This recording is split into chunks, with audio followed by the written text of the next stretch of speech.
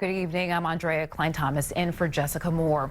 The city's 7-day average COVID infection rate is now 3.9%, much higher than the mayor's 3% threshold used to close schools still today. The mayor announced plans to reopen schools, which include more in-person learning. CBS 2's Hazel Sanchez explains. 5-year-old James Gadgis was hybrid learning at PS 199 on the Upper West Side, went fully remote when the city closed schools November 18th, and now could be headed back into the classroom in a week. His mom and many other parents say their heads are spinning. I was just very shocked. Like the whole thing, it's been a roller coaster. Initially, it was excitement. It was like, oh my God, yay, we'll be back. And then suddenly it started to sink in to be like, oh my God.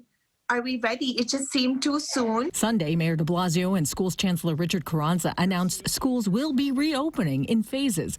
Middle and high schools will remain fully remote for now, but pre-K and elementary school students can return to the classroom starting Monday, December 7. District 75 special education programs to return on December 10th. Some schools can move to 5 days a week of in-person learning. The city will also follow strict state guidelines to reopen schools in orange zones. This will be the model for the duration, that this is what is going to take us through to when we have a vaccine and when we can start to then open up a lot more in our schools. We do not want a situation where there was constant changes. The mayor scrapped his original citywide school closure plan based on a 3% infection rate threshold and will instead close individual schools based on confirmed COVID cases. Every school is now required to randomly test 20% of students and staff every week. Students can only return if they signed up for in-person learning and have a signed testing consent form or medical exemption.